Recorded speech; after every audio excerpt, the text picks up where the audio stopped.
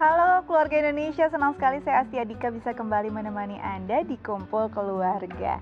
Nah, keluarga Indonesia menjadi seorang ibu, khususnya ibu baru, anak pertama pastinya jadi satu momen yang membahagiakan ya. Tapi kadang-kadang kita sulit sekali menerima mungkin masukan ataupun kritik dari orang lain. Saat itu terlalu mungkin membuat hati kita terluka atau merasa tidak nyaman. Nah, mungkin ini yang sering kita dengar sebagai mom shaming yang akhir-akhir ini sedang hits nih diperbincangkan oleh kaum mama milenial. Seperti apa sih sebenarnya mom shaming dan bagaimana menghadapinya? Kita akan berbincang dengan psikolog kita Mbak Ayu Sutomo. Kita sapa dulu yuk keluarga Indonesia. Halo Mbak Ayu. Hai Dika. Cantik banget sih hari ini. Oke Mbak Ayu, ini lagi ngehits, lagi banyak diperbincangkan oleh mama milenial khususnya. Iya. Mama-mama baru yang merasa mungkin tidak nyaman saat mendapat masukan dari orang lain, apalagi keluarga sendiri gitu ya, tentang pola asuh kita terhadap anak. Atau yang biasa disebutnya dengan istilah mom shaming. Mbak Ayu sendiri melihat kondisi ini seperti apa sih? Ya, kalau sekarang lagi banyak ya istilah itu dipakai mom shaming gitu ya. Kritik berlebihan dilakukan oleh ibu kepada ibu yang lain, kemudian dengan pola-pola kritik yang biasanya dilakukan adalah terkait dengan pengasuhan, kemudian gaya untuk pola makan anak, mengasuh anak sampai menggendong anak, kaitannya dengan aktivitas-aktivitas sebagai ibu gitu ya, yang dikritik oleh orang lain yang benar Dika bilang tadi biasanya dilakukan oleh orang terdekat begitu, sehingga pada akhirnya membuat si ibu ini merasa tidak nyaman secara psikologis, kemudian merasa terganggu, kadangkala pada akhirnya juga seringkali akhirnya membuat merasa tidak kompeten, merasa ada perasaan tidak kompeten untuk menjalani peran sebagai ibu karena kritik yang terus-menerus dilakukan oleh orang terdekat begitu ya. Itu memang sekarang makin banyak terjadi gitu, apalagi modelnya sekarang banyak sosial media, kemudian proses kritik itu juga dulu kan hanya bisa dilakukan kalau ketemu langsung. Sekarang posting kegiatan anak di sosial media kemudian datang kritik-kritik yang tanpa mempertimbangkan aspek apapun gitu kan. Nah, itu akhirnya karena kritik atau jalan untuk mengomentari dan memberikan kritik itu menjadi sekarang lebih terbuka, aksesnya lebih mudah. Pada akhirnya ya sering orang merasa lebih sering merasa dikritik begitu kan, yang memberikan kritik juga lebih sering untuk mudah mengomentari. Dan pada akhirnya ya banyak yang merasa seperti itu, ya muncullah mungkin ini istilah yang disebut sebagai mom shaming ini gitu. Oke, kalau dilihat ini satu proses yang memang sebenarnya dari dulu itu sudah ada, atau mungkin karena kaum milenial sebagai mama yang lebih kritis juga dan tidak merasa nyaman dengan kondisi tersebut akhirnya muncul.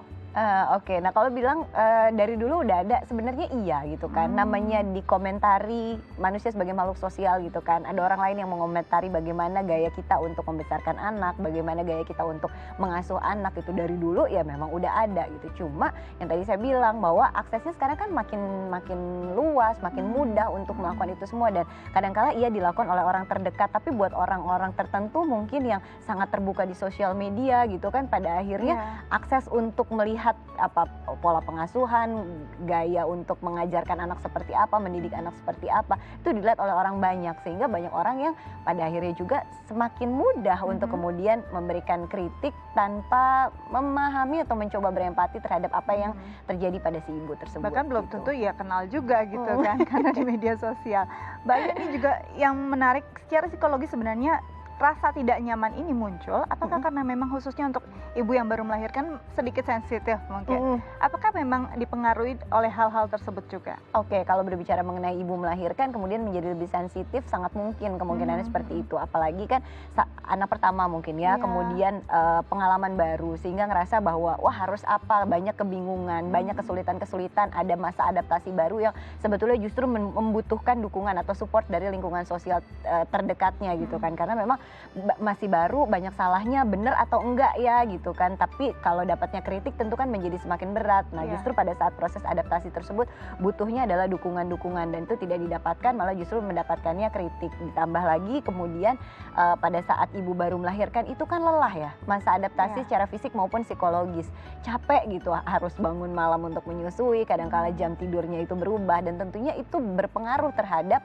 bagaimana pengelolaan emosi ibu, sehingga menjadi sangat sensitif sensitif, kemudian isu-isu kecil yang tadinya biasa ya udahlah biasa aja, kemudian menjadi sangat concern terhadap hal tersebut. Belum lagi ketika berada dalam situasi sebagai ibu baru, ada banyak ekspektasi, banyak itu mungkin para ibu yang punya ekspektasi, oh nanti kalau saya melahirkan tuh pengennya anaknya seperti ini, begini kondisinya yang sangat-sangat ideal seperti apa gitu kan, itu sudah dipersiapkan jauh hari lamanya gitu, sehingga pada saat kemudian menjalani itu secara nyata ternyata tidak sempurna, mendapatkan kritikan, itu kan pada akhirnya cukup menjadi beban tersendiri bagi ibu tersebut gitu Dika. Nanti kita bahas ya Mbak Ayu ya, dan kita akan juga undang ke studio lewat Zoom online untuk berbagi cerita tentang bagaimana sih pengalaman dia sendiri saat menerima masukan ataupun kritikan yang mungkin membuat dia tidak nyaman. Tapi kita bahas setelah jeda berikut.